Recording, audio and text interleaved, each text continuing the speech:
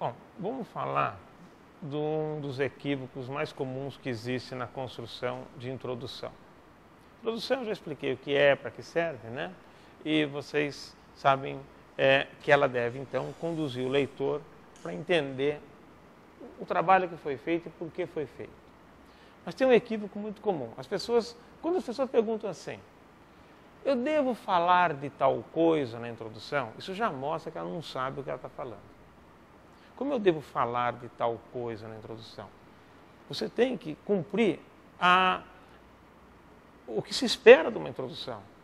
Se para isso essa coisa for importante, fala, senão não. Né? Então a pessoa tem que entender. Ela não pode falar assim, eu preciso falar sobre os planetas, eu preciso falar sobre a educação no Brasil, eu preciso falar sobre... Só porque são temas da sua pesquisa? Não necessariamente. A introdução é um texto mais focado. Ela tem que contextualizar o leitor, tá certo? Então veja, eu vou apresentar qual é exatamente esse equívoco mais comum que acontece na introdução. Imagine que a nossa pesquisa testou isso daqui. Nós avaliamos o efeito do estresse, o estresse, né, que todo mundo fala por aí, o estresse, o indivíduo estressado. Queria saber se ele reduzia a ingestão de alimentos. Será que o indivíduo estressado para de comer ou diminui sua ingestão de alimentos? Uma hipótese, não importa se está certo, se está errado, não é essa a questão. Tá certo? Apenas uma hipótese simples para todo mundo poder entender. Veja, aí o indivíduo vai fazer a introdução. Como é que é o erro comum? Primeiro ele começa lá, ó. Ele começa assim. Ele começa a falar sobre estudos sobre estresse. O estresse foi descrito por fulano de tal, 900 e tanto, e foi não sei o que lá, porque fulano fez isso, e depois o estresse isso e aquilo, e fala um monte, pega aquela revisão da literatura que ele fez e fala sobre o estresse. Tá. Aí ele cansa, ou por alguma razão esgota o assunto. Agora ele começa a falar sobre ingestão. A ingestão é isso, é aquilo, e o papai fala um monte sobre ingestão. O que ele está falando aqui? Ele está falando sobre as variáveis do estudo.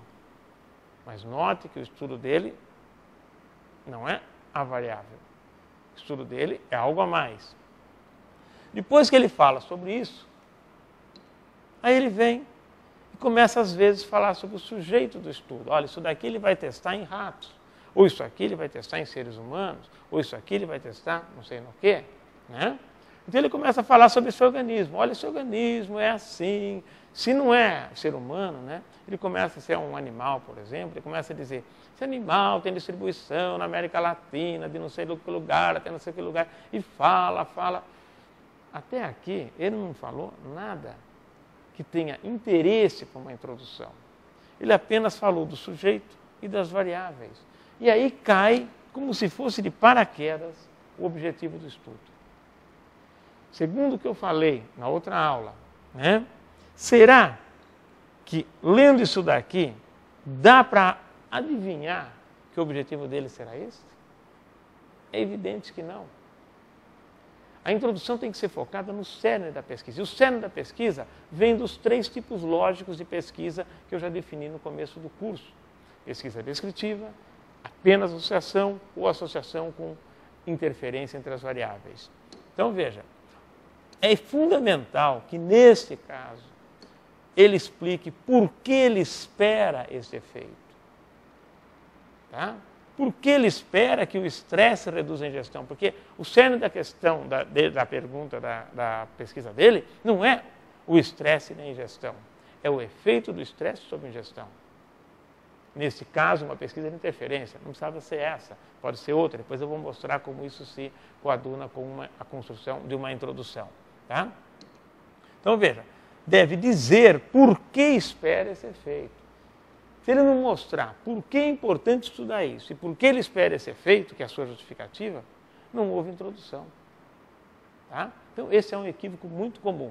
O indivíduo começa a falar das variáveis, porque o orientador pediu para ele ler bastante, ou mesmo o orientador faz esse tipo de coisa, né? Leia bastante sobre isso, sobre aquilo, aí faça um resumo disso. Fale agora sobre não sei o quê. fale agora. Ali não é um ambiente para você dizer o que você sabe. Você quer dizer o que você sabe? Publica um livro. Olha, o que eu sei sobre tal assunto. Escreve tudo o que você quer lá. Publica e vende para os parentes, familiares, para o orientador. Enfim, né? Vende para algumas pessoas que você acha que vão se interessar. A introdução é um texto focado. Ou você está esclarecendo o leitor de informações importantes para ele entender a sua justificativa. Aí você justifica. E aí você apresenta o seu objetivo, ou então você não está fazendo uma boa introdução. Tá? Cuidado com os projetos, né? Porque em projetos, se você fizer uma introdução muito focada, ele geralmente vai ser examinado por alguma pessoa que também tem deficiências, e aí a coisa complica. Ah, mas esse cara fez uma introdução tão curtinha, acho que ele não sabe nada, eu não vou dar esse dinheiro para ele não vou dar essa bolsa não. Né? Então tem que tomar cuidado. No projeto você mostra um pouco mais de erudição, enche um pouco mais de linguiça, porque tem gente que gosta. Então, se você fizer uma coisa muito enxuta, se cair na mão certa, sorte sua, mas geralmente não cai. Então, cuidado. Mas para um texto que você de fato quer publicar numa ciência internacional, não tem saída.